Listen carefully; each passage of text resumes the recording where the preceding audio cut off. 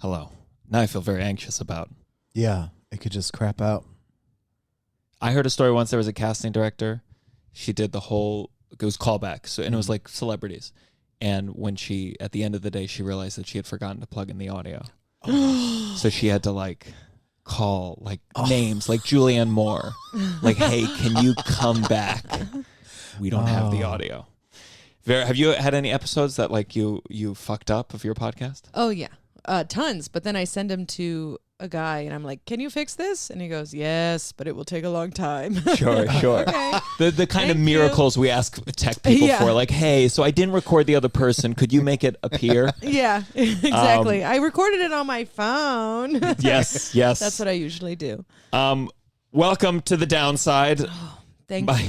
Oh, sorry. Caitlin, we went over the whole thing. I'm sorry. We talked about it for an obnoxious amount of time. Too long. I'm so sorry. I didn't know we were starting. I thought you were just being nice. Okay. That I'm like sorry. clearly That didn't let you on that he's recording? Yeah. that was clearly like a Pete Holmes thing where people would be like, "Oh, are we starting already?" And he's like, "Yeah, that's how we do it. We just roll in." Yeah. So you feel like you're part of the hang. This is all scripted. My name is Gianmarco Soresi. Welcome to The Downside. I'm here with my co-host, Russell Daniels. Hair all over everything. Hi. They're your hairs, though. Are they? No one else is using My them. hair's not that long. Keep talking into the microphone. It's all over the microphone. Okay. These are Sorry. your hairs because you keep getting haircuts. I do. And we are joined today by stand-up comedian, actor, a former performance artist. We're going to talk about that later. Podcaster, Caitlin Peluffo. That's me. Woo! That's me. I can talk now. Woohoo! Thank you for having me. Yes. How are you doing? I'm good. I'm fine. Ugh, I biked here and I almost got hit by 3 cars. So fuck's that. Perfect. 1, 2, 3. Downside. You're listening to The Downside. The Downside. With Gianmarco Soresi. You biked a city bike or you have your own bike? I do the city bike, the electric city bike, which I didn't makes know there was- life Wait, I didn't know there was so much easier. Oh yeah. They have a pack in the front, and you have to pedal for it to go, but then it makes it electric, and so you go much faster and it's much easier. I would be dead in minutes. Yeah. So I almost was. Do you normally bike regularly? Like, how did you? Was there a lead up to the electric bike, or just you jumped right into electric biking? No, I was doing. I drive in the city mostly, but traffic now is insane, and parking is insane because of all this outdoor seating. It's gobbled up all the goddamn parking.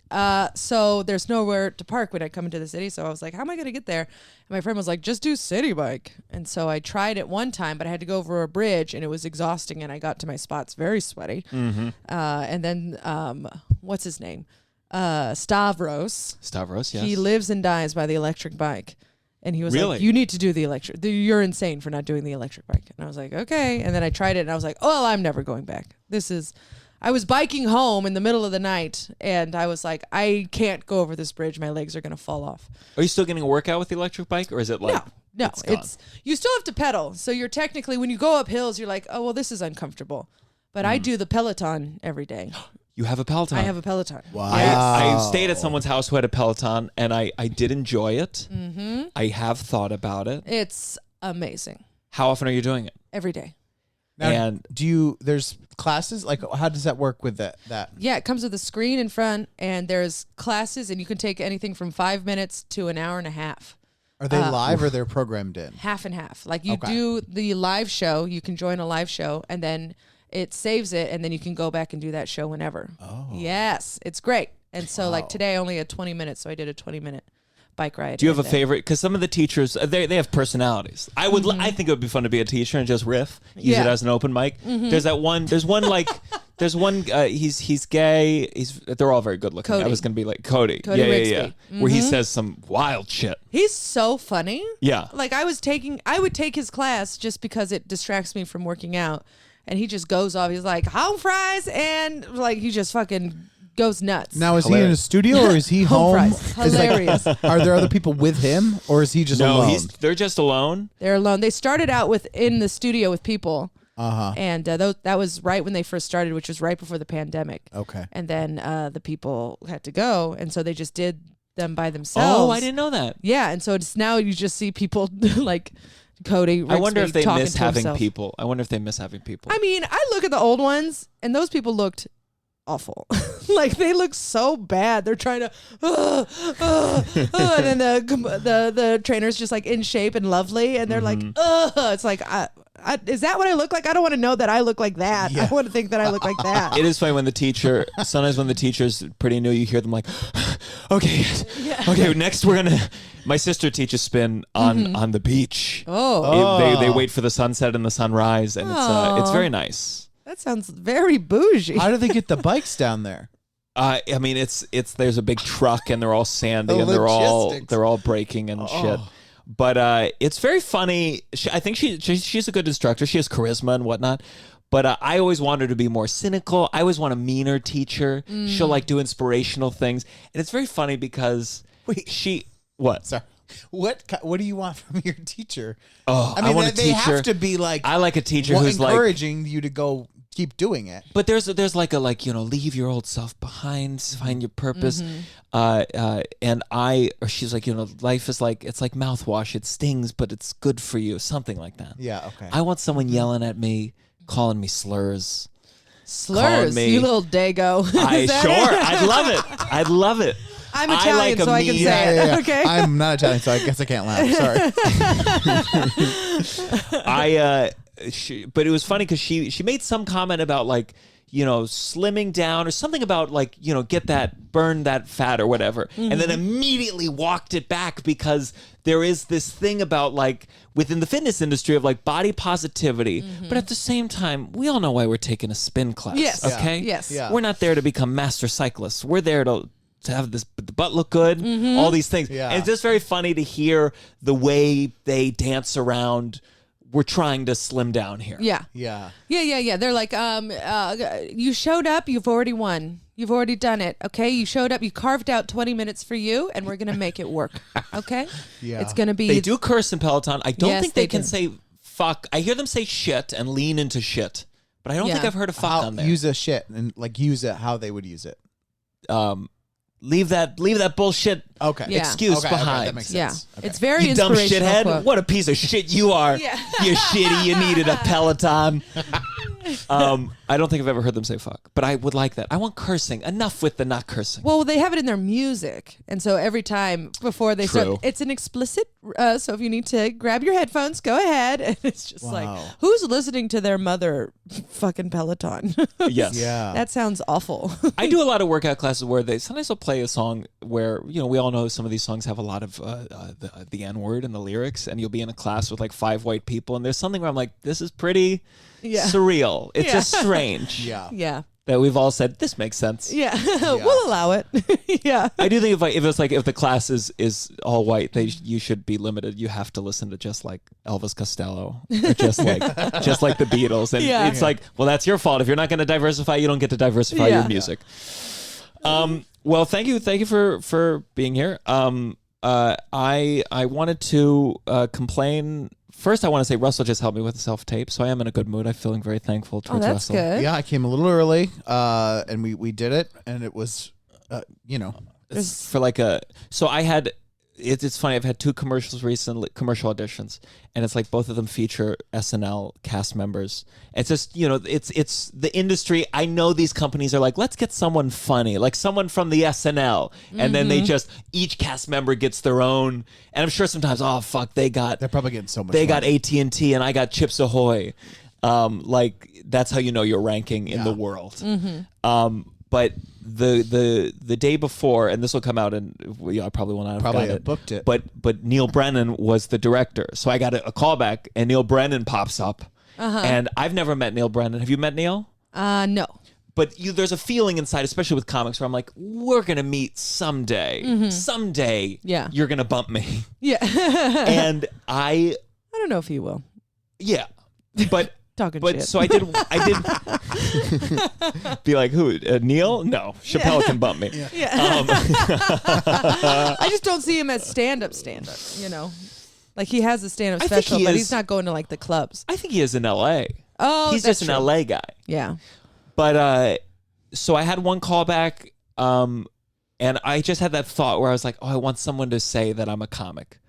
Because, these directors, part of it, they pick people based on who they know and affinities. So then they asked for me to read a different part. And here's how pathetic I am. The first callback, I was in Hawaii with my girlfriend. And then I was here.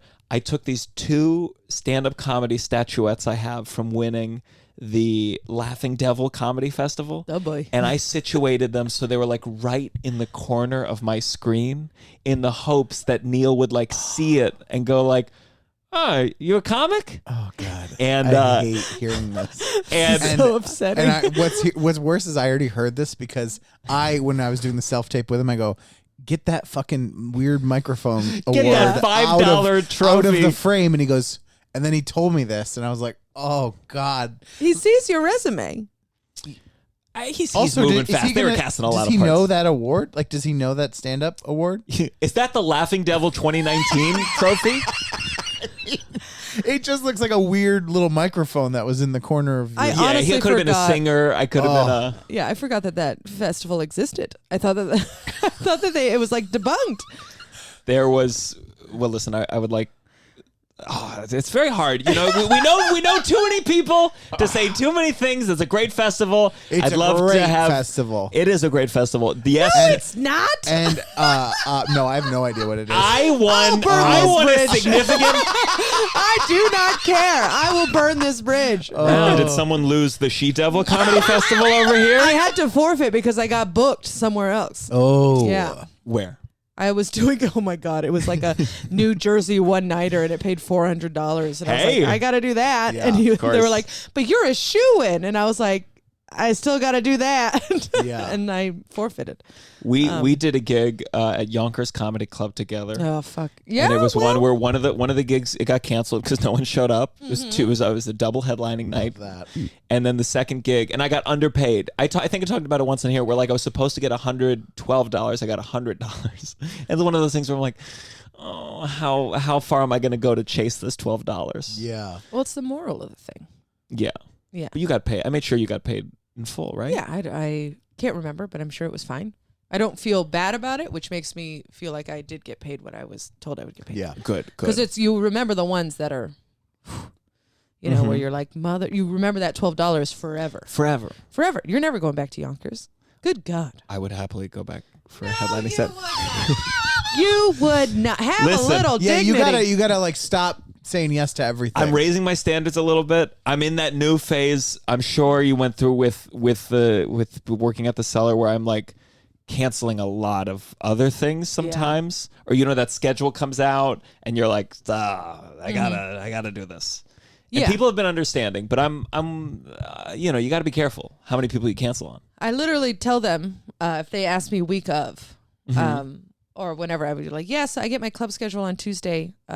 So as of now, I can do it, but it might change on Tuesday. So just circle back with me. Yeah, I like that. Yeah. So you just tell them, they give them an out, have someone on the back burner or in mind. I've been writing these long apologies, for like nothing shows, just like, hey, I'm so sorry. One of my dreams just came true, and I feel a little bit anxious about. Please understand, mea culpa. And they go, it's fine. It's fine. You're not a draw. Yeah, exactly. Ultimately, they're like, yeah, I got a list of 100 people I'd love to fill in right now. And then sometimes they write me back. This was going to be where they go like, do you have any other suggestions of people? And I'm like, I don't know, man. Yeah. Go fucking anybody. I have a list of 5 that I always suggest. Really? Mm-hmm. You got to find your people who have your same energy and your same credit, or like your same status. And I just recommend those people. And usually someone can do it. I think I'm pretty high energy, Caitlin. I think we're both high energy comics. Yeah. So you could wreck me, goddammit. Oh, okay. That's the way we're going with it. I wreck you all the time. You're definitely in my general go-tos, but you're not free anymore. Yeah, well, I am. I will do anything. Sure. That's me. I will do, except for Yonkers. I won't do. No, I'm just kidding. But if I'm able to do it, I will do it. I don't really do nights off. I don't. I got a spot at LOL. I'm dropping 1 a.m. Friday night, so I'll make sure you get that one. So I don't work LOL. I'm not past there. Okay, past. The only club in the city.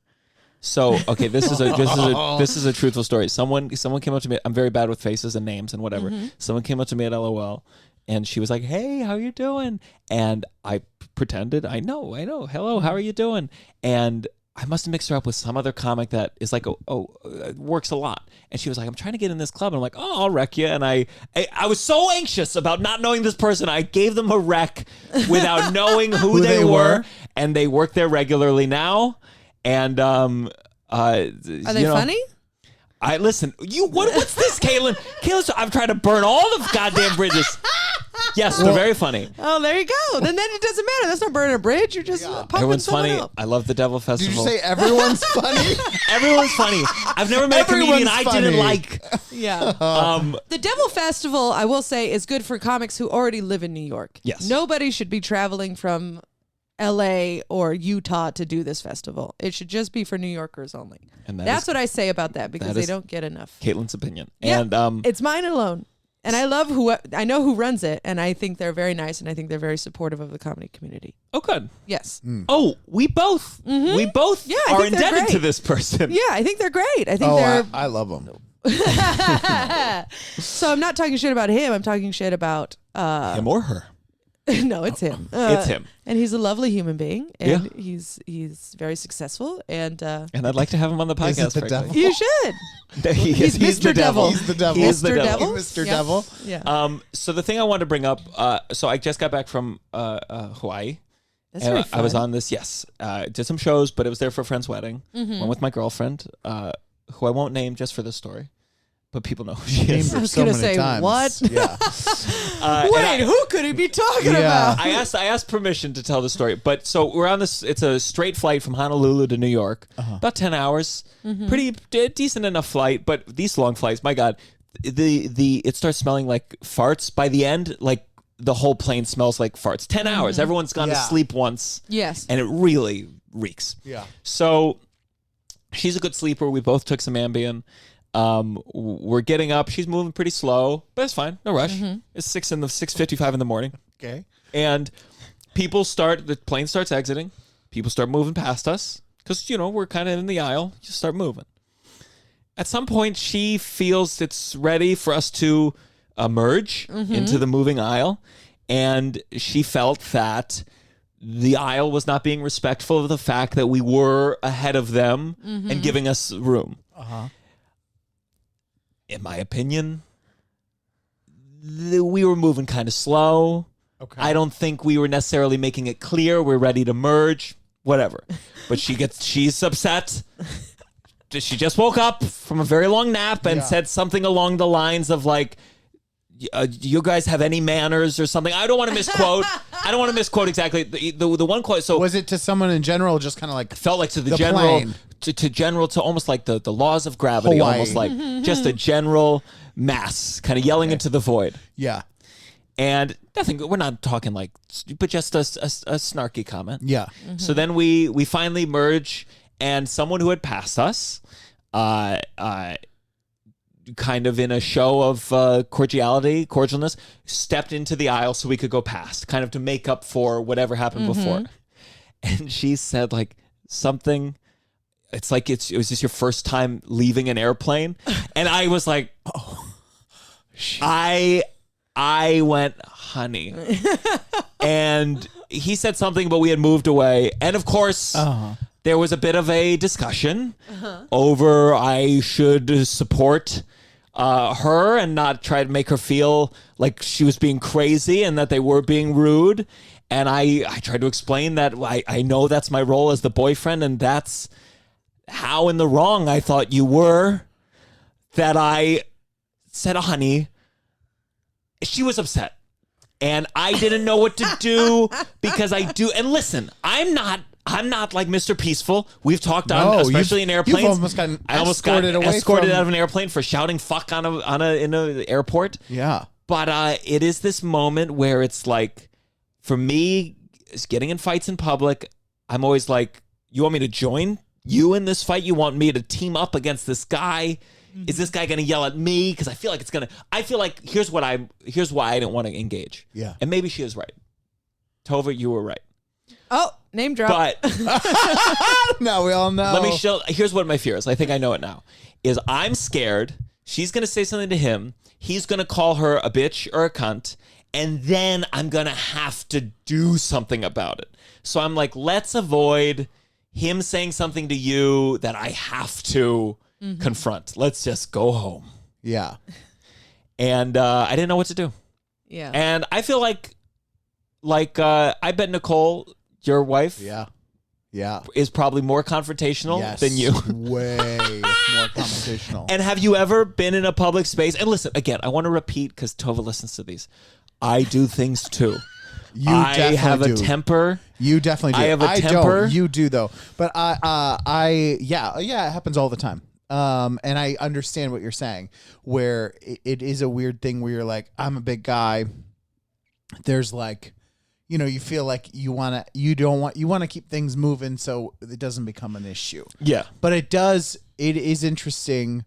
I found that it doesn't usually escalate. Like usually like she can say something and then like I don't have to be like careful, because I do think that it helps that I'm a big guy, because it's usually like people aren't going to be like, oh, does that make sense? Also, Tova can handle herself. Yeah. You know what I mean? Oh, so absolutely. if someone called her a bitch, she wouldn't be Nicole, like, look at what are you going to do about it? She's going to be like, oh, I'm a bitch. I'll fucking cut you. Right. You know? Sure.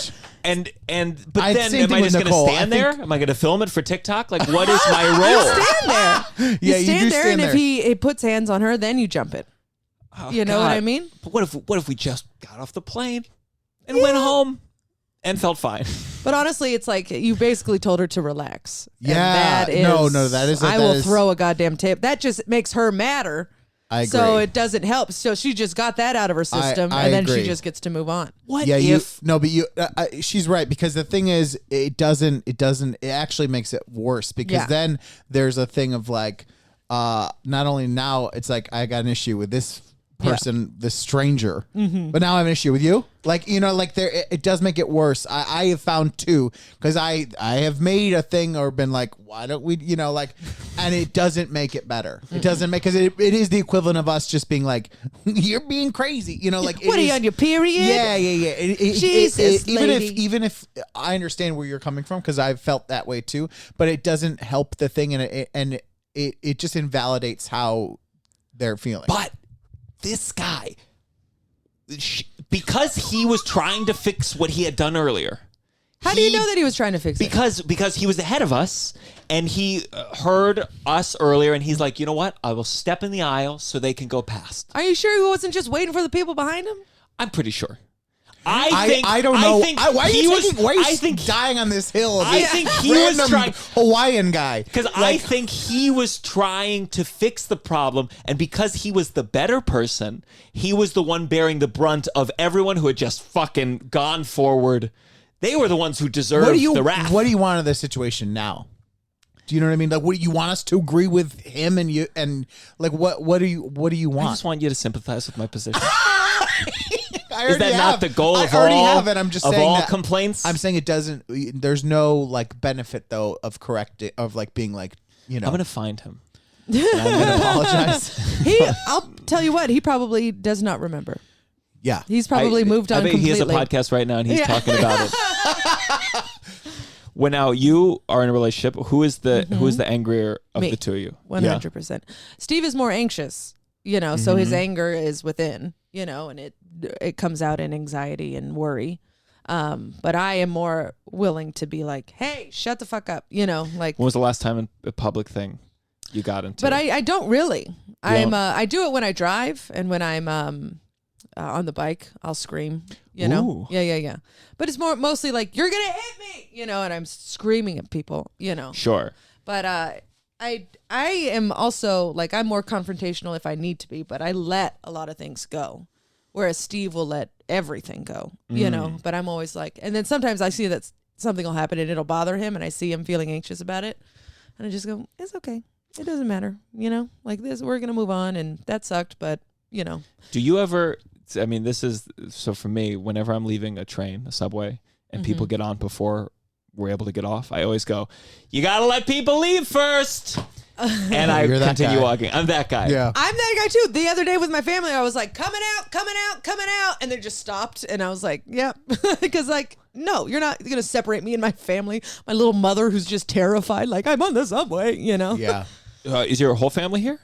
Just my mom and my dad. They were here for 3 or 4 days. And how'd that go? Do they like coming to the shows? Yeah, my mom loves it. And really? Then my dad, he can see me once or twice, and then he's like, it's all make-believe, right? Because I talk about sex so much. So he gets uncomfortable by it. He laughs, and then if he thinks about it too long, he's like, God damn it. You don't sit on your boyfriend's face, right, sweetheart? It's all make-believe, right, honey? Does after shows... I've been thinking about my Comedy Central set came out, and I texted my mom. Mm-hmm. I said, "Did you see it?" Yeah, and she said yes. That's it. With no, I called her. I was like, "Did you hate it?" And she was like, "Yeah, but I had seen all those jokes before," and I was like, "It was one of those where I'm like, oh, you don't get what your role is." Yeah. You're supposed to be like, that just was say great. Nice things. It was lovely. You really looked confident up there, my handsome boy. Yes. Yes. Without punctuation too is very funny. It was no. Even a yes with an exclamation. Mm-hmm. It's like, yeah, Yeah. No. Yes. Do your parents say nice things to you after shows? Yeah, but but there was one time where. I mean, it's been so long because of COVID and stuff. But there was one time that my first mod show at UCB, it was funny because you're like, oh, I got on a mod team, and my parents came, and the first thing that they said was like, we like your other sketch group better. Oh, and hopefully no one on mod is listening to this podcast. But I was like, they're different things. Like, like trying to be like, that's not really what I wanted to hear in this moment. But like,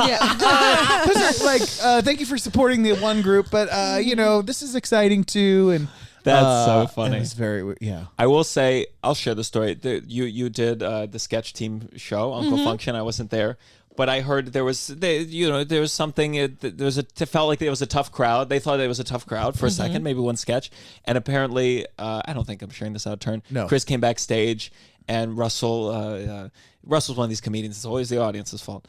And Russell was like, they're a little bit tight right now. This is while you're on stage, and then they heard a guffaw, a killer laugh from the room. It was a scream laugh. So I felt like real nope. I felt like if I look at the show, I was like, it was a little slow getting started, and then we had one or two right before. I was like, oh, it's going better, but it was so funny that I was like, yeah, they're a little quieter, and it couldn't have been a louder sound coming from right after I said that. It was like a scream laugh for you, and it made me laugh so hard because I was like, dumb. I'm a dumb piece of shit. But the second half of the show was. But that's rough. the thing. Sketch was rough.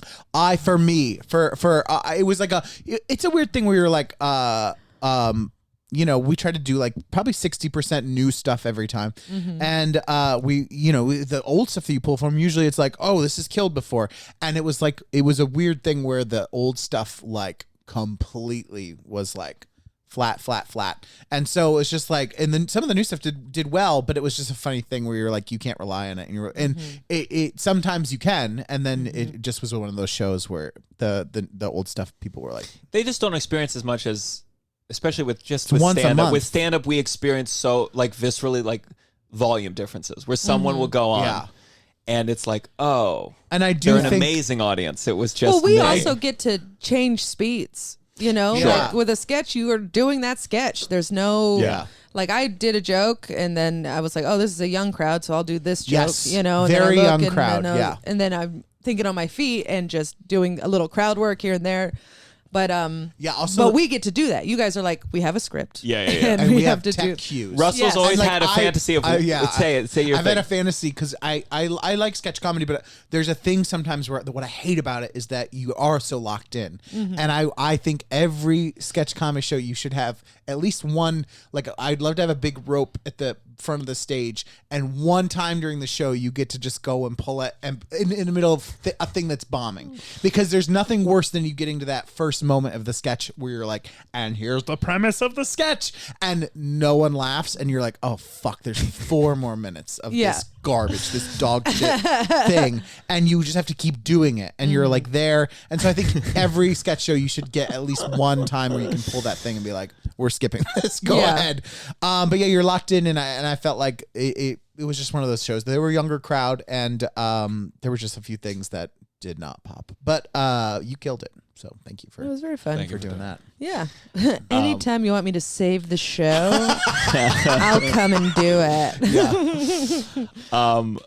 Yeah. You're. If I'm following you, I get anxious.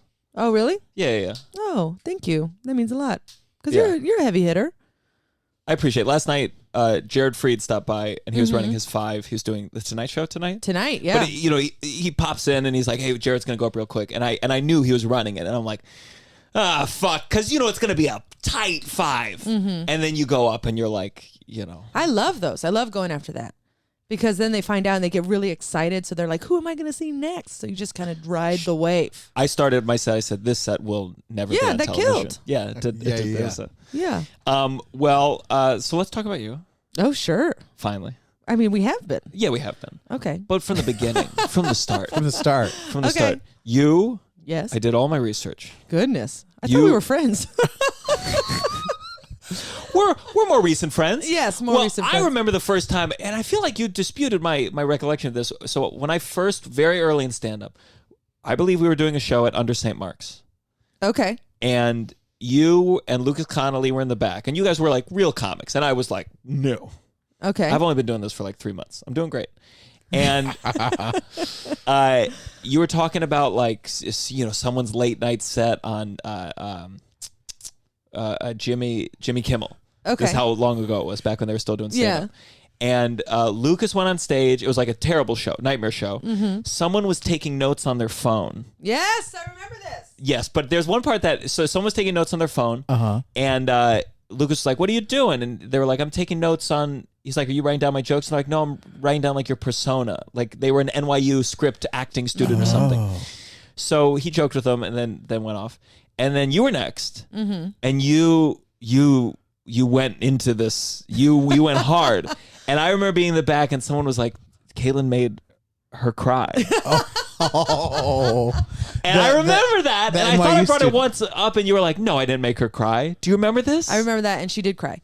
There you go. I knew it. She cried because she didn't understand what she was doing. She was like, "I'm going to make a character based on this person. I'm going to write, and I need to remember your jokes so that I can put them into my script." That was her thing. And Lucas was like, "Well, I don't even want to perform anymore because I'm so uncomfortable." Yeah. And so he got off early, I believe. And he was just like, it made everybody so uncomfortable. And then I didn't want her to do that to me. And so I wasn't mean, but I told her, this is what it is. Like, this is what you're doing. Like, we work for years on this and we develop this, and it's a slow process. Yeah. And if you take it and you just put it in and then that gets run, then we're out of luck, because you took our thing. And like she just didn't understand. And then I explained that to her, and she felt, I think I said the word stealing. It's stealing. And she just, and then she went outside, and then she started to cry. She didn't cry in the room, but she cried outside. Wow. And then she saw me afterwards. And I still had a good set, if I remember. I still did well. I don't remember leaving that being like, I bombed. I remember being like, okay, well, now she knows, and the rest of us are going to have a nice time. And then she came up to me afterwards and was like, I wasn't trying to be malicious. And I was like, I know, but you need to know that this is what it is. This is our only thing. Amazing. You know what I mean? Like, this is our... Amazing that she had the phone and didn't just think to record it. Like, just record the set. Listen, if you want to steal stuff, first you can't tell later. us. Yeah. You can't tell us. Well, don't be taking notes saying I'm and then say out loud, I'm stealing. That's so funny. Yeah, and she was just young. She was like 18 or 19. So she didn't understand. She just thought that material appeared out of nowhere, and it wasn't something that you just grabbed it and you were inspired because you're an artist. And it's like, oh, no, you're trying to take me. Like this, you're trying to. And Lucas is a interesting fellow. He's a character in his own. Yeah. So if you take Lucas, I mean, there's only one Lucas. Sure. You know what I mean? So you can't really be like, oh, I also have 4 moms, and it's so specific. It's so specific. I have 4 moms. I'm a former he has all these stories that are very his personality. So I haven't had anyone steal anything from me yet. But it's well, sure. I don't know. Number one, number two. There was something recently. It was like sketch type thing that someone was in the writer's room that I know well, and there was like a joke that was close, but you can't tell. And I really do. I do find myself a lot of times when people accuse SNL of stealing stuff that I'm like, this isn't the craziest, most original thought in the world. Right. I usually feel like the person is incorrect, or there's many other possibilities. Once in a while. But then it happens to you, and then you're like, oh, I can't tell. Yeah. This does feel like my joke. Maybe that woman, so she might have been in a weird acting thing too, because I remember when I was in acting school, we were assigned to like, there was this assignment where we were supposed to like observe someone and like recreate like 2 minutes of this person's life without them knowing that you were like supposed to recreate it. Actors are so fucking creepy. It was so stressful to me, like, because we had like 4 or 5 days to do it, and I started like trying to do it, and I was like, it made me feel so uncomfortable that I was like just like in my apartment complex, like looking for neighbors and stuff. And then I was like, I'm just gonna make this up because they'll have no way of knowing. Yeah. Do you know what I mean? Like, I think I read once an actor said like, if you're gonna research someone, tell them, because otherwise it's weird. Yeah. I could see you, especially like trying to be secretive of someone, being like, and also then I was like, I felt dumb. I was like, where do I find people? You know, like where can I find people and be doing this and it be acceptable? You know, and so I just quit and made up something. Can you? So you were you went to college for what? Art. I did. Art. I started out as a photographer, and then I went into video and performance. Talk about performance art, because this is I heard about you talk about this on a show, and I was just like, oh my God, this is a whole other life. Yeah, performance art is something that only lives in the moment, so it is not something you can recreate, although Marina Abramović tried at the MoMA. And I think it was a successful show, but it was basically like a greatest hits. Marina Abramović, she did... No, I know. I was switching. The Marina Abramović, I've always loved, she did one where... This is like in the acting world, or especially into it, where she communed with people. She sat in a chair, and the guy came and back. People could come in. And apparently, she had like a look at she had apparently in her chair she had something so she could pee as well, because she was like sitting there all day, and she would just stare at people. Yeah, it was like eye contact, and she there would was just look at you. One part where an old lover came, and like they just, I mean, it was really, for me. We've all seen the clip. I'm still stunned by it, but then I saw Marina Abramović. Did an ad for, what are those little puff pastry things? What are those things called? Different colors. They have like every different flavor, different colors. Like the cookies? Yeah. Macaroons. She Am did I like saying that word right? I want to always call it Moroccans, but I know it's macaroons. It's macaroons. I saw she did like an ad for some macaroon company and was like, used the same language she does for her art and the meaning to advertise the macaroons, and something about that made me go, oh yeah, no, fuck you. Yeah. I felt betrayed. I'm like, everyone says you're full of shit, and I thought you were great, and you're just a fucking hack, just like everyone else. Well, she also didn't treat her performers well. It's basically torture, the way that she trained these performers that did MoMA. You can't create an artist camp. She had like young artists going to a camp in the middle of the woods. It's never gonna work out. Yeah. It's the food's not gonna eventually. Yeah. And they did an exhibit where they were like naked, and you walk through them in a doorway, and I don't know. Sometimes I'm like, great weird art has weird fucked up consequences. Yeah, and she just wasn't like, when it was her, like that was great. When it was, I think it was the 60s or 70s, she was doing it, and it was her body. And it's like, great, but you can't train other people to do what you already did. You know what I mean? Is there one where her and her lover just ran into each other at full speed? Yes, but also, isn't that same lover, isn't it like their story of like they walked from opposite ends of the Great Wall of China or something, and then met in the middle, and then we're breaking up, and then like something like that. I feel like, or maybe I'm making up a story. They're like, this was a dumb fucking idea. We should break up. But like they met in the middle to just say we're not together anymore or something. You know, it represents the journey. Yeah. I love to think of the builders building the Great Wall of China. Yeah.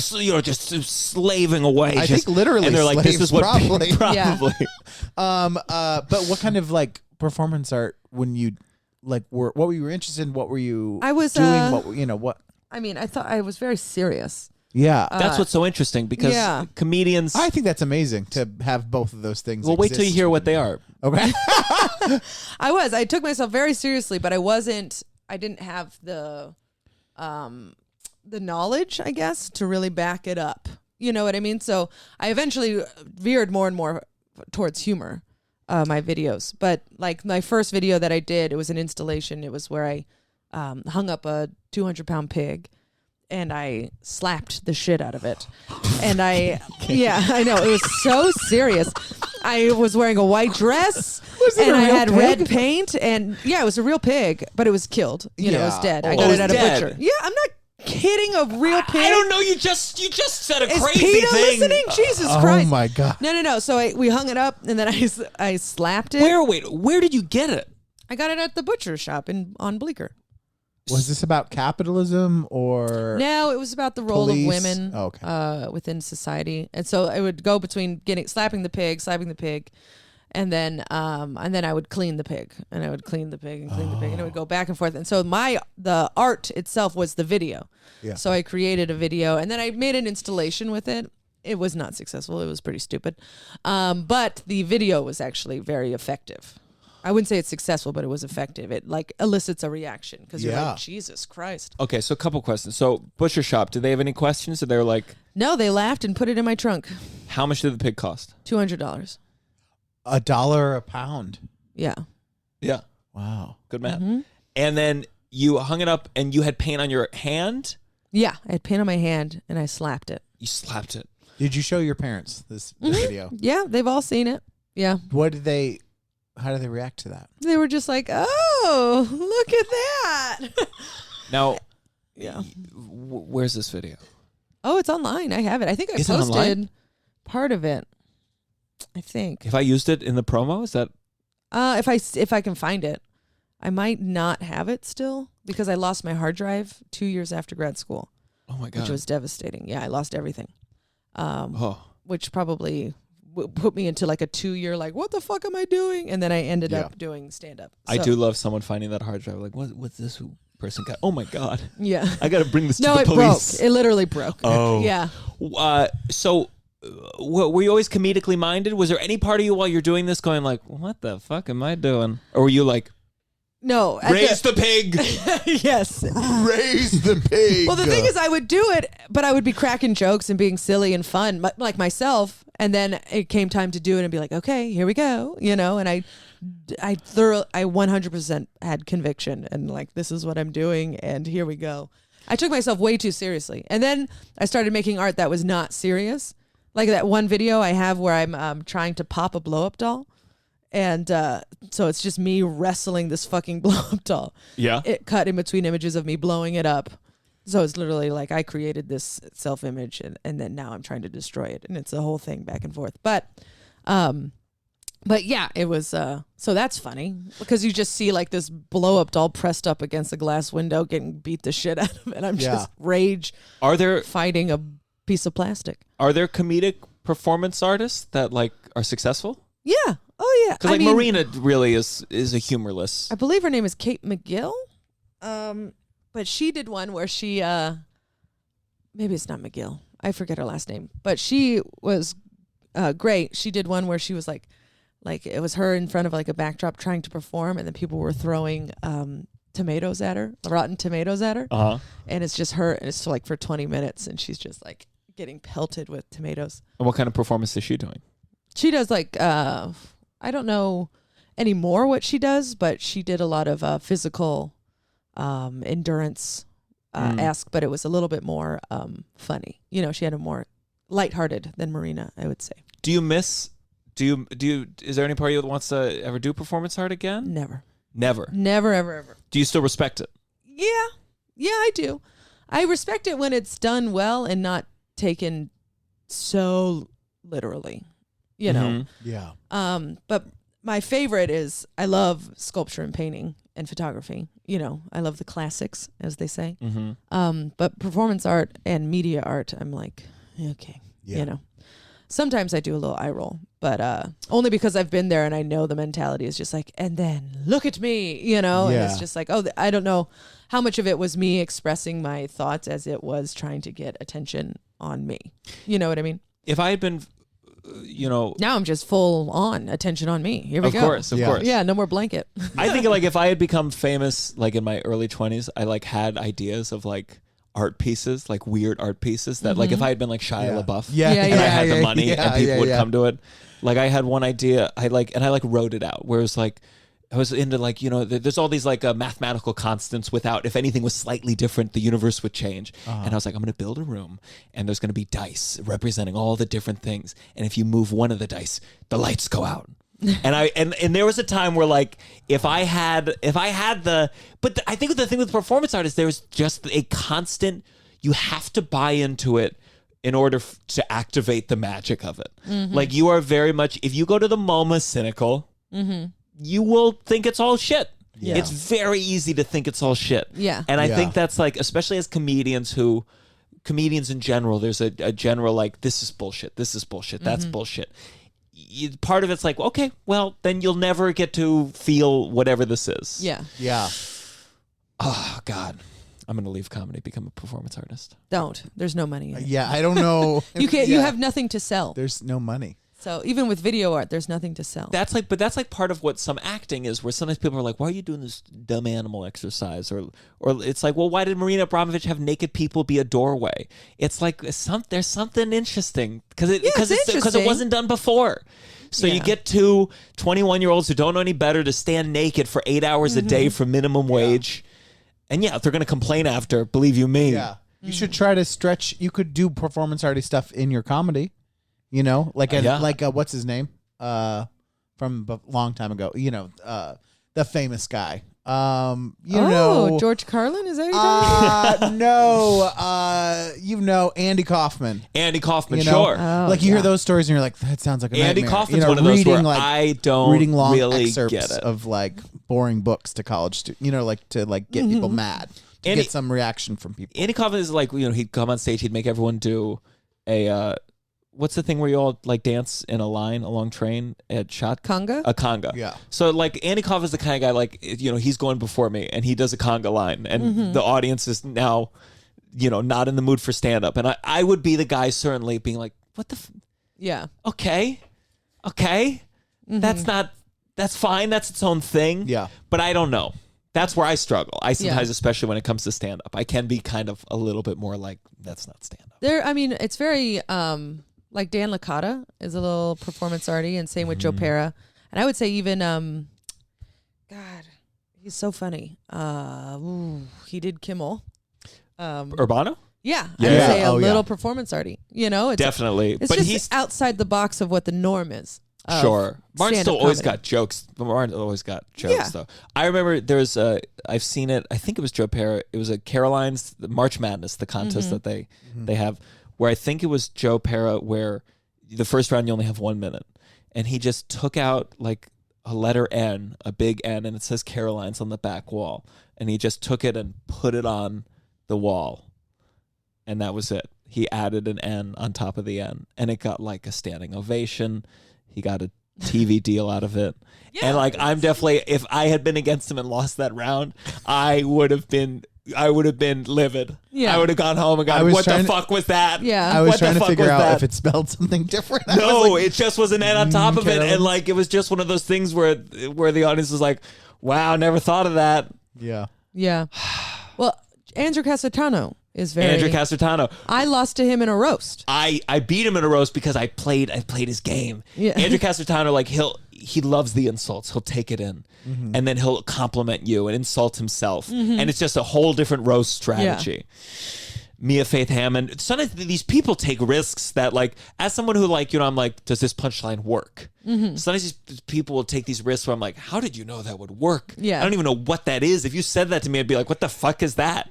That's not a joke. That's a nothing. And then they murder. Yeah. Makes me very mad. Well, you just also described half of Brooklyn. So. Sure. And all of Twitter. So let's just. So you grew up south of San Francisco, yes? San Bruno, where the airport is. these like if you're in San Francisco, you go to San Bruno. Yeah. For the airport. Mm-hmm. What's shitty about San Bruno? It's suburbia to a T.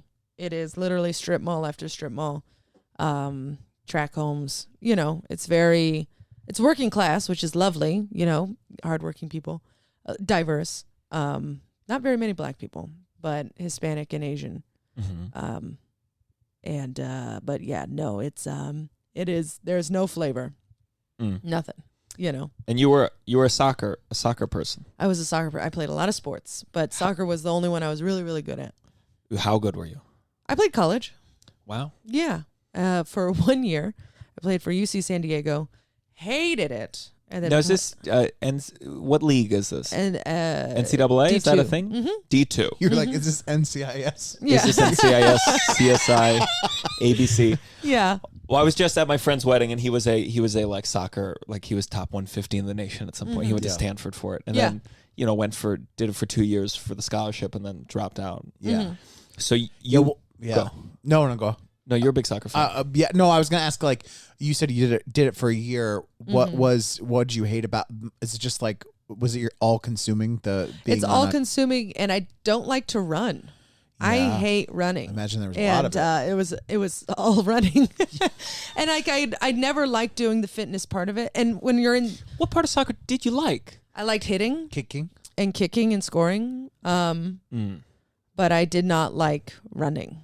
And when you're on the field and you're running, it doesn't matter. But it's the conditioning to get yourself to the point. I see. And I hated doing it. I could not psych myself up enough to be like, yeah, sprints are good for me. This is great. Yeah. Long range sprints are just wonderful. And I just, every time I was like, fuck this shit. And then with college, it's basically double that. Yeah. You know, you double whatever you were doing in high school for your club team. Plus, I imagine if you're not that into, I'm like, anytime I've been doing something where I'm like not that into it, and then like you're around people, I imagine there was people like that were so into it that are annoying. Like it's just like you're like, oh, okay, you love it. You know, you love running, you love soccer. You know, I almost got in trouble in middle school. You had to play soccer at some year in 5th grade, and when I did defense, and when the ball was on the other side of the field, I would sit down. And they were like, you can't do that. And I was always like, but the ball's on the other side of the field. I'm not doing anything right now. so much time to stand I was going to say, I'm conserving my energy, so when it comes back, I'm lightning. Yeah. And the only reason they called my parents because I was going to fail. And I was a good student. And this was just like, they were like, well, he's got to. And it's only because of the DC sniper. Did you ever hear about the DC sniper? No. There was a month. I was probably in 5th grade, I believe, where there was a guy. I believe he was a veteran. Yeah, he had like a younger kind of person. They were driving around in a white van. Oh yes, and they shot like 10 people at random. Okay, they were talking about a soccer team. I was like, and they got Gianmarco. Outdoor stuff in Virginia, Maryland, and DC just got canceled. They just were like, we don't want any kids out here getting shot. That's the reason you passed. And so yeah, they moved it inside. It became general PE, dodgeball, and shit. And so that's the only reason. Wow, that's the only reason. Great. Wow. Okay. Yeah. Silver lining. Lining. Sniper. Yeah. Gianmarco didn't fail PE. So when did you realize? Did you know this? Like, did you ever think like maybe I'll be a professional soccer star? Is this the time of what's her name? Mia Hamm. I grew up with Mia Hamm, but my big influence was Abby Wambach. She was my favorite. She was American team. American team. Mm-hmm. Yeah. She was the big tall bitch in the front. She was huge, and I loved her. She was so strong, and she hit people, and I think she still has the record for the most goals scored on the U.S. team. But she's great. Did you think it was possible to be pro? When you're in a small town, yeah, you do. Just because it was a big fish, small pond situation. I was the best in San Bruno, and I was really, and then I had seen other people do it. Like there was a girl who was 4 years ahead of me who went to Portland, and then a girl I played soccer with in club. She was on the Mexican national team, and and then I was also practicing with a semi-pro team. So it was literally all around me. It's like, oh, there's avenues to get into it. Yeah. And I was like, well, this is the only thing I'm good at, so I'm just going to do that. Because now looking back, I was like, I was a very good student, but I wasn't. My sister was like valedictorian, and so I wasn't my sister, but I was still honor roll and stuff like that. Yeah. I just wasn't straight A's. And taking AP classes and all that stuff. Like my my AP it was like a 3.6, and then with AP credits it was like a 4.1 or something like that. Yeah, I was good. Yeah. And but of course in my mind I was like, well, Sarah got a 4.4, like Yeah. perfect. And I got into UC San Diego, which is a very good school. Now, if it's D2, in your mind, I guess I don't understand sports at all, but like, if you're D2, is it like, well, you're not going to go pro, because if you were going to go pro, you'd be at a D1 school? Oh no, you can. Well, yes and no. Now you could do D2, and you're still going to get recruited, because it's a bigger league, and there's more. There's now a league in Europe too, okay, and so there's more options for women to play. But in my case, our D2 team was we would win every year, or at least be in the top 4 every year nationally. So if people came to those games, you would get recruited from that. But if you were just like a average D2 team, no, probably not. Do colleges ever change from D2 to D1 based on performance? No, it's based on size of the school. Really? So that's why you can still get recruited. Yeah. So even some D3 teams people get recruited to D3 teams. You don't get scholarships, but you get into the school. So you did it for 1 year. Were you good that year? No. And was it like I was good enough. Was it a tough realization? Was it hard? Oh yeah, it was tough because I got redshirted, which is they're like, okay, we think you're going to be better later on, so we're going to give you a year to develop, and then you're going to make you a super senior so you can play 4 years after that. Yeah. And so I started doing club, I think my sophomore year, and usually people start doing club in middle school. And so I had a lot of catching up to do in terms of being a club player.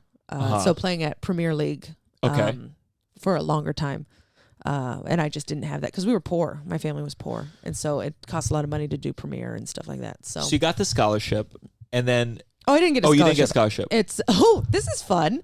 I got into the school the way, the college ring, the controversy about how rich kids were getting into schools. Well, they were using the way I actually got in to get into their schools.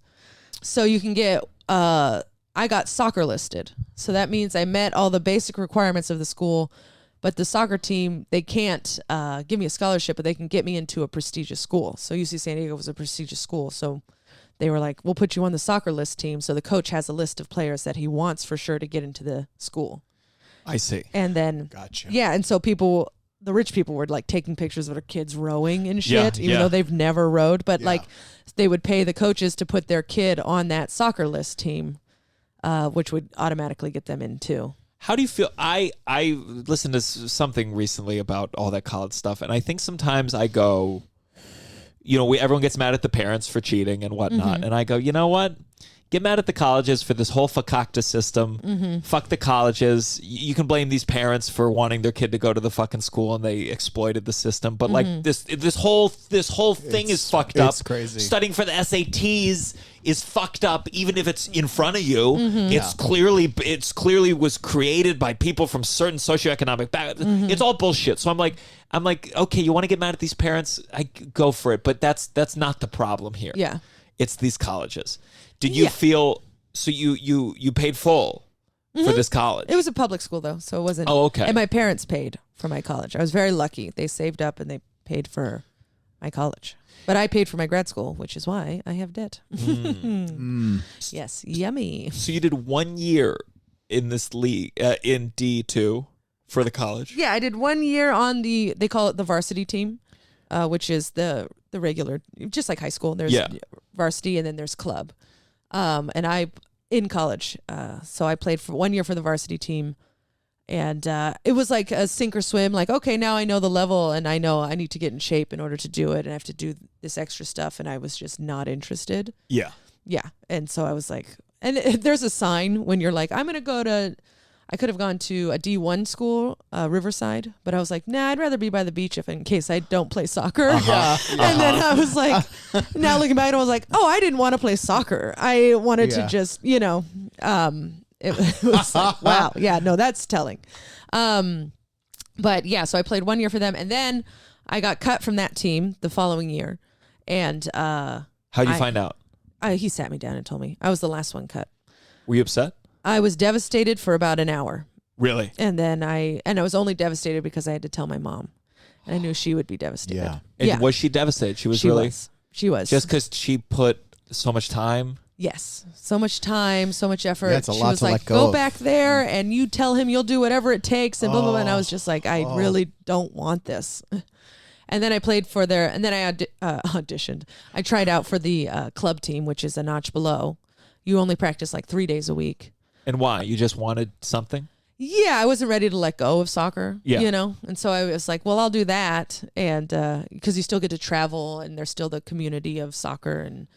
And I made that team and I played every game and we traveled a bunch and it was really fun. It was more my speed. It was 2 to 3 days for 3 years, the full 3 years. Oh, good. Oh, wow. And so my parents got to see me play soccer doing that. And I was one of the better ones, which was nice. And our team was good. So it was like, you see, you didn't waste all your money and time. Yeah. It got me into a good school and I'm still playing soccer. So if you had a kid now, what are your feelings towards, like, it's as someone who didn't do sports, I certainly felt envious of the community. My friends whose wedding I went to, like, his best friends came from soccer. That's how they all started, and now they're all they're in business. They don't do soccer anymore. Some of them work out. Some of them have lost it all together. Yeah. But like, do you look back and you're like, no, that was a good thing I was a part of? Absolutely. I mean, my body's starting to go. My knees are bad. And I have a bad groin, but in terms of the community and what you learn, like you learn discipline with sports, and I apply that with stand up. So when I started doing stand up, I was doing 30 reps a week. I was just getting, because it's like repetition. The more you get on stage, the more it's the same with sports. The more you do an action, the more it becomes easier. And you just literally, it just reps. And so when I prepared for Colbert, I used muscle memory. That was my technique. So I ran the set 5 days before. I ran it 30 times. Yeah. And so when I went up there and I just had to say the first line and my body would take over. So it was so funny. I remember, when Caitlin was getting it was before she got the set, but it was you're still taping, with some notes or whatever. There was a certain kind of shirt or their jacket they wanted you to wear. Yes. And so this was in the summer and we did some show where the AC was broken and it was like scorching hot, but they wanted her to wear this for the tape so they could get a full sense of it. And just to see you put on this jacket in a room, we're all sweating our balls off. She had this little light winter thing, this little lumberjack thing. Yeah. It was awful. It was so bad. Very funny. Yeah. It was 2 months of hell. Getting a tape, I'm trying to get a tape right now.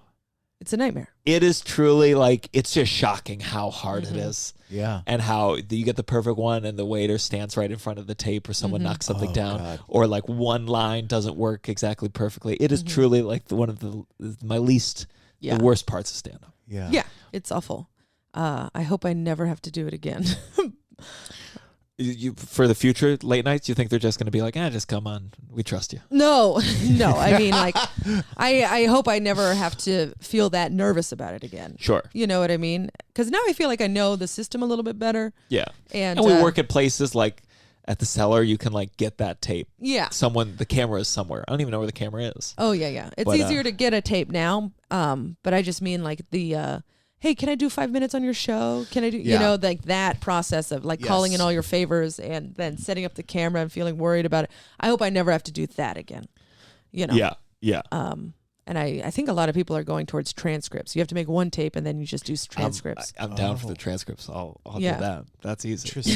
Yeah. So, but it's getting a tape because then you're like, I'm making a tape. You know? It's so awful. When you were running that set 30 times, you had a very excellent Colbert set. Thank you.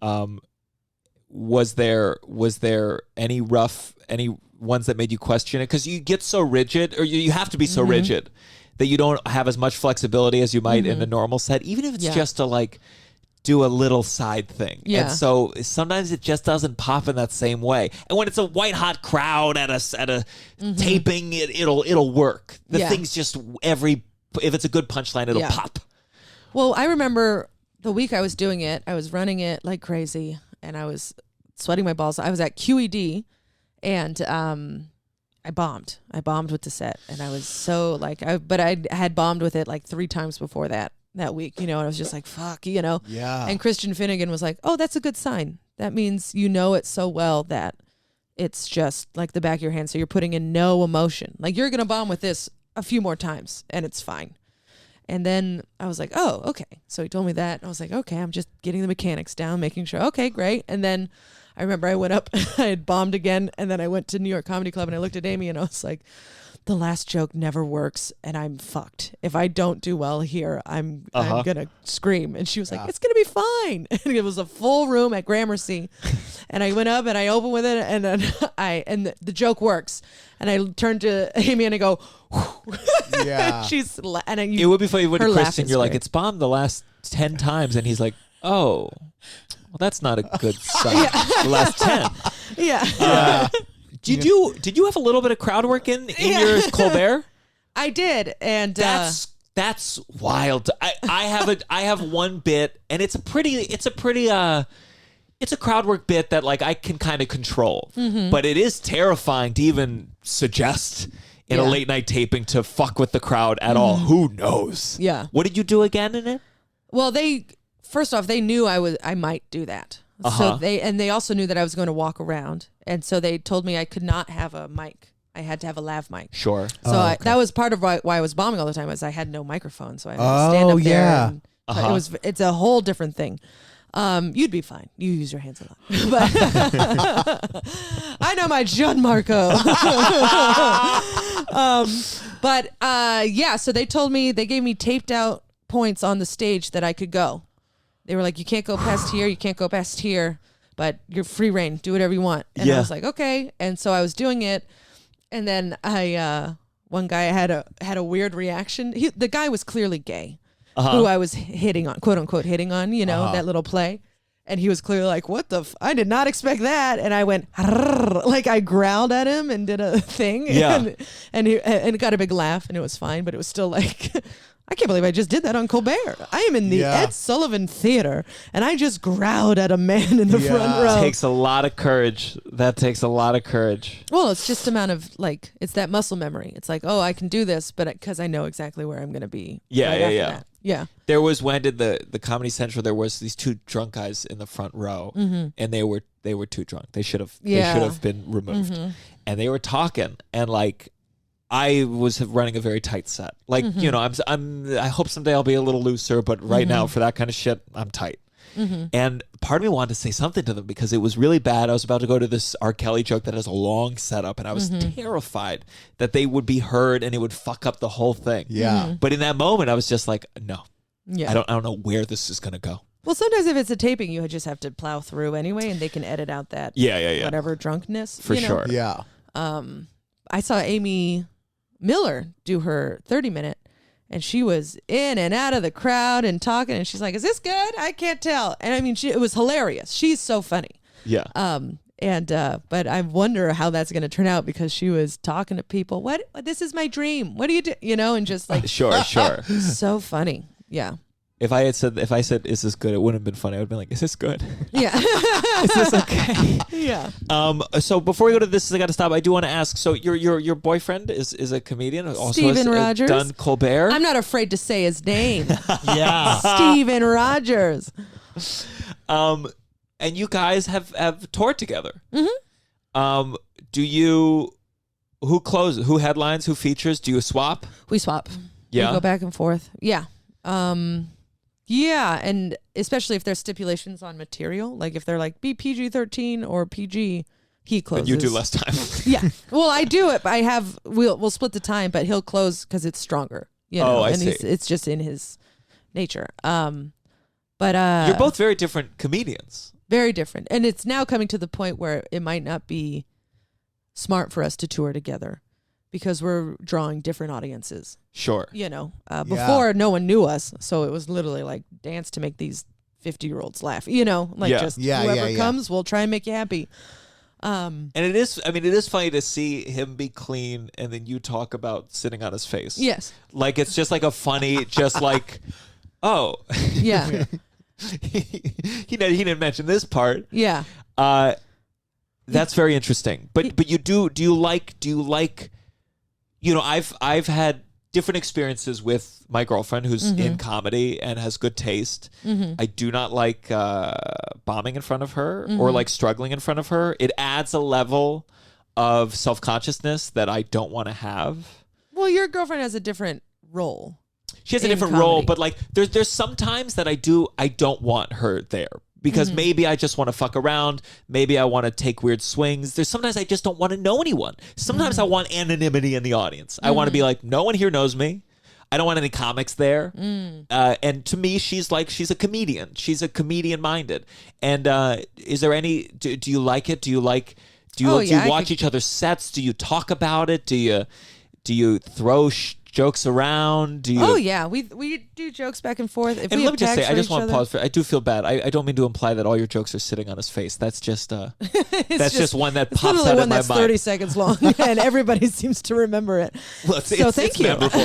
you have many jokes. Yeah. One of the best sex ed jokes. I love it. Thank you so much. But yeah, like during the pandemic, I hosted for Regan. Because Steve is a regular opener for Brian Regan. And so they needed a host because they were doing these clubs. So I got to do it. So I literally just handed him my joke book and I said, pick out the jokes I can do. And then he picked out 10. And I was like, okay, here we go. Could you do that sex ed joke or was that too dirty for Regan? Too dirty. Mm-hmm. It's such a good, can you just say it? I know it's weird in this context. Sex ed didn't prepare us enough for the real world. If you were lucky, you were taught how to put a condom on a banana. Great. How about you teach us how to convince a banana to wear a condom? Yeah, it's such a good one. Thank you. But yeah, that's pretty. So you couldn't do that. Wow. But the weird thing is, I could do it on late night, but I can't do it on Brian Regan. He is so clean, like no bodily functions, no innuendo to sex, no politics, no religion. What do you think is different about you and Stephen that you gravitate towards talking about? You cursing? We're both cursers. I mean, I certainly am not a clean comic. I'm a dirty comic, and I look at people like Brian Regan or even Stephen, and I'm part of me is like, isn't this limiting? Don't you fuck? Don't you piss? Don't you shit? And you don't want to talk about it. I don't think it's limiting for them because that's how they like. Steve doesn't really like talking about that stuff. You know, on stage, he's started clean because it was just where his joke writing developed. Like that's what he finds interesting. Are his parents clean cut? No, like his mom is filthy. See, she's a big pothead, and I curse because my dad cursed since I was a child. My dad was a businessman. He was I knew all the curse words, and so I don't know. I just when people who are clean, I'm like, what is different about? And if it's religion, I'm like, that makes more sense to me. I'm like, okay, you see this as a bad thing. Well, no, with Brian, he said it very well. Or not very well. I saw an interview with him where he was talking about like they were doing a radio show and his friend kept trying to do dirty jokes about sex and stuff, and Brian kept taking it silly and making faces and voices and being a silly goose with it and like ignoring all this. He didn't care about, I want to make these silly faces. And that is what he does now. He does jokes and he does act outs and it's all silly. And so it's like, I think that's just something that fascinates them and they're lucky enough that it is clean. Yeah. You know, whereas I get fascinated by sex because I was so limited in talking about it growing up. I see. You know, like we're, especially as women, like we're not, it's like, ooh. Sure. How dare you talk about this stuff? You know, like keep it to yourself. Yeah. And I'm like, isn't it crazy the discharge we get? Like, to me, it's fascinating. Well, so with him, it's observational. Then you get to points it's financially beneficial. But like I see Jim Gaffigan on podcast cursing, and part of me says like, don't you ever think of a good joke that has the word fuck in it and get frustrated that like you can't? Well, see, Brian sees it as it's unnecessary.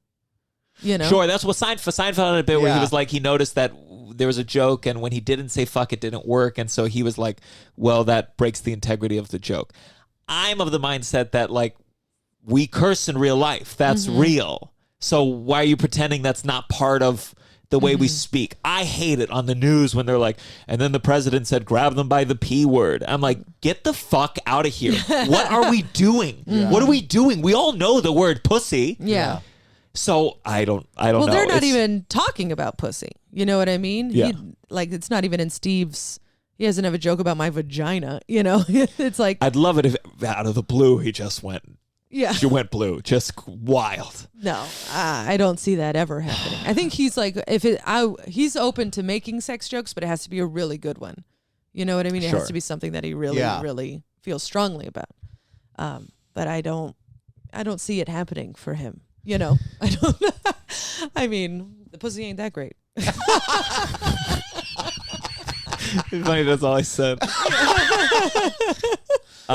Does that make you sad that if you don't tour together? I mean, do you like this aspect of your life? I love it. I do. I love it. But it's just getting to the point where it's more strict on his followers come because he's clean and they see him opening for Brian and they love that. And then I come on afterwards and they're what the fuck or what the heck is this? Yeah. You know, and it's not, if I was a little tamer, sure, it'd be fine, but I'm so graphic. I say Jizz Raccoon, you know, like it's just too much. Do you ever think about having a clean hour, putting it, or just like, you know, getting, I mean, we all write jokes clean. They don't all involve Jizz Raccoons. Yeah, unfortunately. Because if you had 30 minutes that you were happy with clean, I don't know. I'm like, once I have like a clean corporate hour, I think I'm going to put that in a box and be like, good, so I can make money with this sometimes. Just an hour that's clean. Yeah, it's not a goal for me. Yeah. But if it comes about, great. I think if you do that, he has to come up with a dirty hour. He has to. That's his challenge. Yeah. Filthy. Yeah. Just like nasty shit. Yeah. Nasty boy. Yeah, no, I don't think he'd be like, so what's the deal? I make him curse sometimes and it makes me laugh. Yeah. You know, He doesn't even curse in real life. Say pussy. It's so cute. Wow. I love it. But it's hilarious. No, he doesn't. Every once in a while I'll be like, what the fuck? Like, I don't even, he doesn't really curse. So it's like he's definitely just being himself on stage. Yeah. That makes sense. That's what's so interesting. Wow. Yeah, he just doesn't really curse. I think I've heard him say shit a few times. I have notes like in my Word document where for crowd work I'm like, stop cursing so much. I love to curse, man. Well, that's the hardest. Love it. That's the hardest part of being clean, you know, because with Brian I would do 5 up top, 3 to 5 in between Steve and him, and then I would have to do the check spot. And so I had 10 minutes of clean material, no problem. Yeah. And so the first 2 were great, and then afterwards it was like, now I got to do crowd work, but I'm hindered. I can't do the first thing that comes to my mind. Yeah, sure. Which is what makes crowd work great. Yeah. Sure. But that's why Steve's so good at it, because the first thing that comes to his mind is clean. Yeah. It's never like, it's also different, like you opening fucking for your Brian. wife, you know? You can do clean shows, and like if you're killing, sometimes I know plenty of people who it's a clean show, but they're doing so well they do end up doing their act, and everyone's fine with it. Yeah. Like you know, I just remember once it was like a Jewish fundraiser show, and Jessica Kirsten was closing it out, and like I was being clean, everyone was being clean, and then she went out there and she didn't give a fuck. Yeah. And no one gave a fuck because it was so good. My friend's wedding, they said no cursing, and then like I felt like there were 2 jokes I wanted to curse in, and like, you know, what words? Shit and Jizz Raccoon, actually. And you stole my bit. I have a sex ed bit, but it's different. Oh, do you? Yeah. Okay. I hope you don't think I stole it. Sex ed is a very broad topic. Okay, good. Just making sure. I feel like there's a lot of people with sex ed. I have a sex bit. I hope you can steal that. Yeah. All right, let's go to our This has gotta stop. This has gotta stop. Do you have a This has gotta stop for us? What do you mean? Great. You guys start. That's fantastic. Okay, we'll start. Give her an example. Russell, do you have a This has gotta stop? I do. This has gotta stop. Wait, let's explain it though. It's just anything in the world, personal, public, large, small. Oh, okay. That Large, needs small. to stop. That needs to Mine's stop. big. This has gotta stop making movies. I think we need to take a Russell. year or 2 off and reflect. No one's into it right now. Do you know what I mean? Like no one's going to the movies. No one's watching them really. There's like 3 categories that are allowed to be movies right now. I just don't feel like as a world we're that into it right now. And I think we should just take a year or 2 off from making them. And then we'll want to see them again. And we'll have some new ideas and new things that we can do. And Didn't we just do that? I feel like it's still though Still too much. Look, Still anytime too there's an announcement of a movie coming out, I'm like, Chris Pratt's been announced for 18 movies coming out, and they all sound terrible. I'm like, just take time, Hollywood. Take more time. You need more time because I'm just not excited about every trailer I see. I'm like, that looks terrible. That Gucci movie looks terrible. It does. But No more biopics. It looks fun. The Gucci movie looks fun. No, they're like, Mamma mia, mamma mia. They look so fucking stupid, and we're gonna have to pretend that that's gonna get Oscars. Like it's insane. It looks like a parody, and it just no biopics, no more Marvel, nothing. Just give us a couple more years of nothing. Is what it's how I feel. I'm just not excited about any movies. Do not entertain me. Yeah, I mean I'm fine. TV, you guys are doing a good job. Movies. I just take a little more time. Let's think about it. Let's put a little more work and a little more creativity. It just feels like you guys are on autopilot. Sure. Did we see the Chris Pratt post on Instagram? Oh yes. With his wife? Oh yeah. Jesus Christ. Yeah. That's a psychopath. No, I know. What Is it a psychopath or is it like just narcissism to a T? Like I could see my stepfather posting that. I could see like a man but of a don't you certain see age of a different part of the country. Someone in the arts, yes, that's strange. I liked your thing. Made me laugh where you posted that blooper thing of him being like, "I miss this." Chris Pratt. Yeah. But you ever see this blooper from Parks and Rec? It's the Amy Poehler's character. They're talking about people who made a big comeback, and he was like Kim Kardashian, and they're like, "Oh, how?" And he said, "Well, in the video, she got cum on her back," and everyone loses their mind, and it's crazy. Talk about like a version of where I think of like Dirty and Clean, where it's like he went from that, like having a mind that goes there. Yeah, I'm not saying it's, but then and then all of a sudden, like I met met my wife at church, and I love my baseball card, and I'm like, what about the cum? Yeah. Where'd the cum go? And your other it son. Seems like it's not. It's crazy. No, it seems like That part, a weird robot version of like it just they don't seem like the same people. Yeah. That part about his son, it was just, or like not even about his son, for About giving the me daughter. a healthy daughter. It's like, yeah. Now, do you think that? Do you think we're reading into that? A Do you little think that bit. maybe some people go a healthy? well, but it was like a long line of red flag, and then that part you're like, okay, and then it's like, of course. Sure. He probably doesn't even realize that he resents his ex-wife for not him a What quote happened unquote to their daughter? I think it's just no. I think it's a son. It's a and son. I think I know because I fucking hate this world that we live in. That I know it's a goddamn son. I love it. You say I think to soften that you're and his name is no. But I. What's his I name? don't even know what I was going to say. No, I don't know what I was going to say. What do they have? There's a health issue. There's a health issue. It was born with health issues. You know. Yeah. Sure. Not sure if it's autism or something. Yeah, I don't know. Sure. But I mean, it's got to be a real. I also think about like Chris Pratt's a human being, and he like tried to make a sweet post, and suddenly the whole country is like, "You're a psychopath." Yeah. well, I mean, he was like nothing about how much he loved her. It was all just she loves him so much. She looks at me this way. I wouldn't trade my baseball card. I would it is. It's crazy. Like I remember I wrote a card for Tova and I. We had our anniversary, and like I think I've learned. I know that I have narcissistic tendencies, and so like I remember as I'm writing the card, I'm like, I'm in my head. I'm like, don't make this about like me or what she does for me. Like talk about her and her specialness. And it is strange a grown person who like doesn't seem to have that voice. Yeah, challenging their own. Yeah, but if you're famous, fucks. Yeah, I mean there was like 18 announcements of Garfield, Mario Brothers, every fucking franchise he's the thing of. No more movies. All right, mine. I flew back from Hawaii. Hawaiian Airlines was fairly nice. Like it's a 10-hour flight, so you get 2 meals, and I'm so used to just like these airplanes don't give you fucking anything.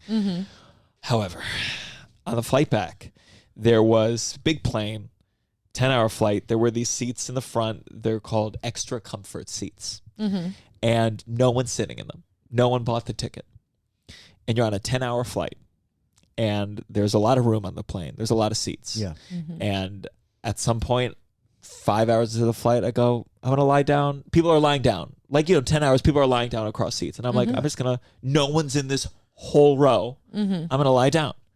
And of course, within seconds, faster than they would respond to an active terrorist, they come over and they go, these are extra comfort seats. You don't have a ticket for this. And here's my thing. Nothing bothers me more than when like more joy could be in the world with no sacrifice.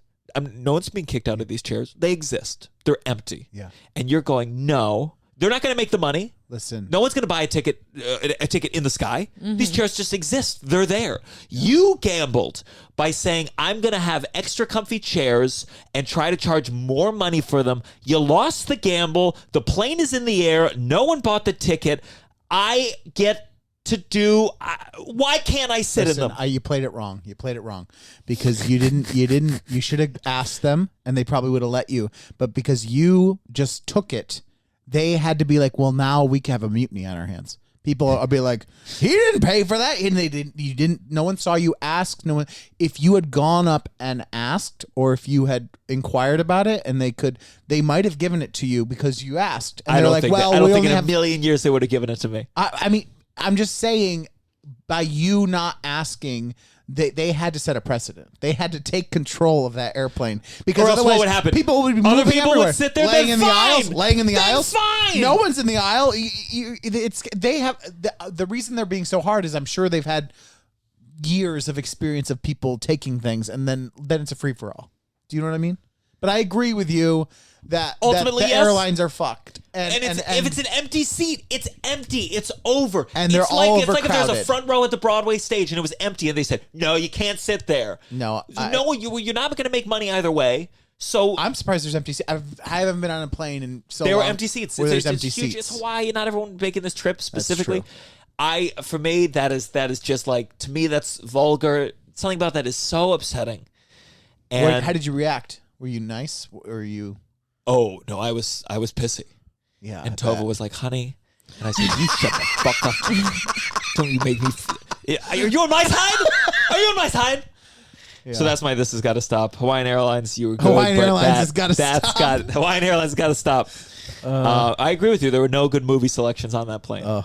I had to watch that fucking movie. No, I'm just kidding. Oh, I was going to make fun. You're going to make fun of my movie?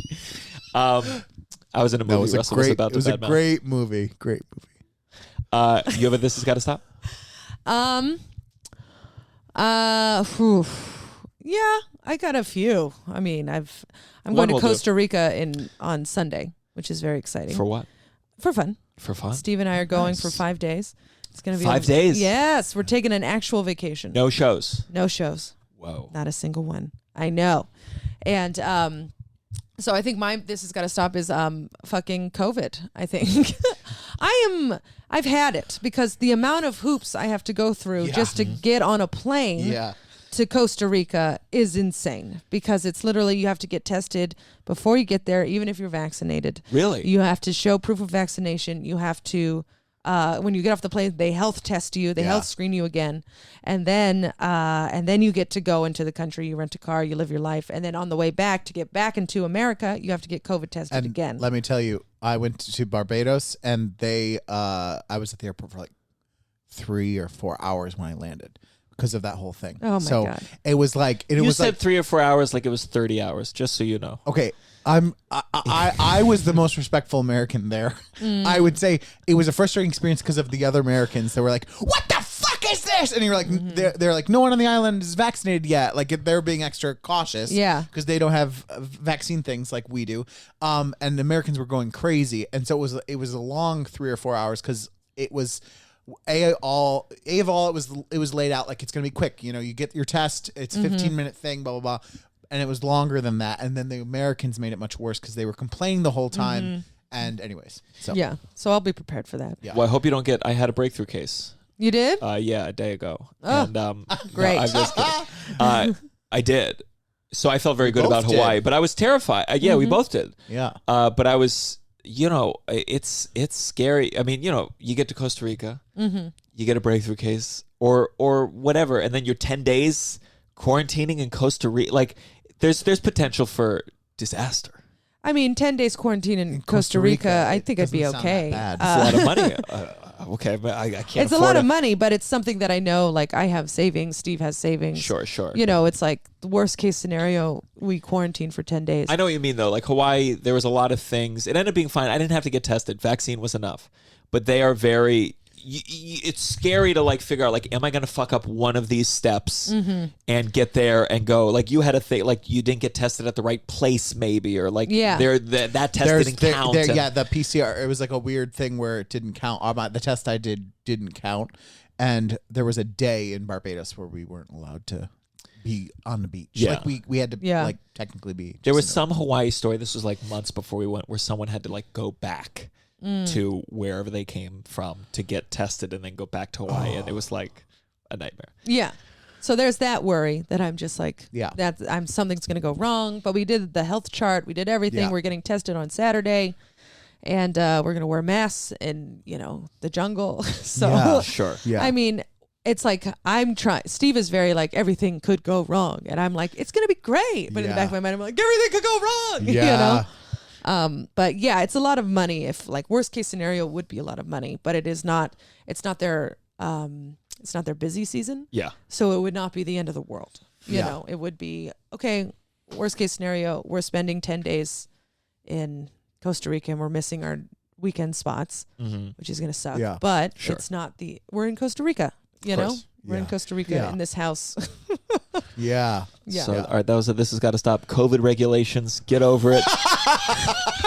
Your grandma was on the way out Everybody's anyway. like, she's like, oh, I gotta get vaccinated. I gotta Now let's go on to our. You better count your blessings. You better count your blessings. Russell, you got a blessing for us today? Yeah. I feel like this song went on longer. Take it up with Douglas Goodhart. No, I mentioned the last time, I've been in a weird kind of like, blah, blah. Like, and I really had, the meeting, we had an Uncle Function digital meeting today, and it's just nice. It was just nice to laugh and feel good. And a special shout out to Chris Cafaro, because he made a joke on the thing that I've been thinking about all day, and it really tickled me. And it was just one of those, like, when you get like a church laughter, you're like, I'm not going to repeat the joke. It was deeply inappropriate. It was deeply inappropriate. Not offensive, but it would offend a large portion of America. it wasn't like problematic. Not a slur. It's not like a problematic. It's like it's not racist. It's not hot transphobic. take. It's not It's a hot take that homophobic. was very funny to me, and he would never say it publicly. And it was kind of mean, but it really it tickled me. And so that's my it felt like my kind of, I've been in a kind of last few days just kind of blah, and I feel better today. I'll just say what I said at the beginning. My blessing is you helping me do the self-tape. Really? It's something where like I came 7 minutes early. I to know. this tour. Listen, but it's just like, look, it's a favor. It's a commercial I'm never gonna get. Pete Davidson lookalike. I cannot imagine why. But apparently, I know some other people got to it. We all were like, we don't look like, and they were like, I know, but they want you to submit. Yeah. And I'm like, great. They're gonna ask every 6'3" guy in New York City to tape for this. But it's always nice when a friend helps you tape. Yeah. Because it means you don't have to ask your partner. Yes. Caitlin, you have a blessing to close us out. Yeah, my parents just came, and they were lovely, and we had so much fun. And they are now of the age where they want to sightsee, and then they want to go home and take a nap. Oh. And it's wonderful. That's great. And it's just like, so we would go see stuff, not too much stuff, go home and like sit on the couch and watch TV, and I was able to get work done and do my podcast and stuff like that. And then we went out to shows at night, and I was like, oh, this is great. Because back when I first moved here, they were like, we have to see everything. And it was a headache. So now it's like, oh, we've seen a lot of it. We don't have to go to the Statue of Liberty. Let's hang out. It's great. So I'm so grateful for that. Yeah. And they paid for a really nice dinner. Oh, that's the best. Yeah. I feel like I am close. I'm not saying I have the money for it, but I'm like, one of these days I'm going to have to pay for dinner. Oh, yeah. I'm getting close to that. I do it sometimes. Yeah, Not you have a real usually job. But I do it sometimes, like if you're like, especially if you're upstate, you feel like a king there. Sure. Yeah. Sure. Like, Oh you're my like, God. Oh, pay for dinner here? Okay. Yeah. Yeah. I know, especially in the South, you're like, I'll get your I'll get your biscuits. month. I'll get your month You food. put down a $5 bill. They're like, you're tipping 200%. Oh Yeah. my God. Yeah. All right. Anything you want to plug, Caitlin? Yes, when this comes out, the following weekend, I'm going to be in Fort Collins, Colorado, headlining the Comedy Fort. Very cool. Yeah, very fun. It's a great club. And then I'm headlining Boulder on that Sunday, Boulder Comedy Club, Boulder Comedy something. Well, Yeah, and then my website has up-to-date dates. I'm headlining a lot in 2022. Woo! Knock on wood. Yeah, right? So check it out. What's your website? CaitlinPeluffo.com. And follow me at Caitlin Peluffo. Yes. And listen to Good Time Gal, which is my podcast. Yes. Russell, plug the Uncle Function show. Yes. Okay, so it's December 7th, and so our show is in 10 days, Friday, December 17th at Asylum NYC, 7:30 p.m. We got big, huge guests. Very, very well-known famous guests. We talked about trying to get like some very big guests. We're always very ambitious. But we got them because it's coming out in the future. So just trust me on this one. It's gonna be big. And then follow me. I don't do the follow me, but follow me. Not on Twitter. I don't do anything on there. But follow me on Instagram at Russell Daniels. If you want to sometimes see what I post already, follow Russell for that repost. And an occasional dog picture. I will be headlining Nick's Comedy Stop December 17th and December 18th. I just found out I'm going to be in the Philly Punchline for December 31st for New Year's and for January 1st. And then I also have headlining weekends next year. Find me online. I'll post about them all. And I think to end this out, you were talking. Your parents, as they get older, they want to do less, and then someday they're not going to want to leave at all, and one day they'll be confined to one room until you finally, if you're lucky, say goodbye. This is the downside. 1, 2, 3. Not specifically her parents. Yeah. You just all parents in general. Louise and Gary are gonna live forever. Forever.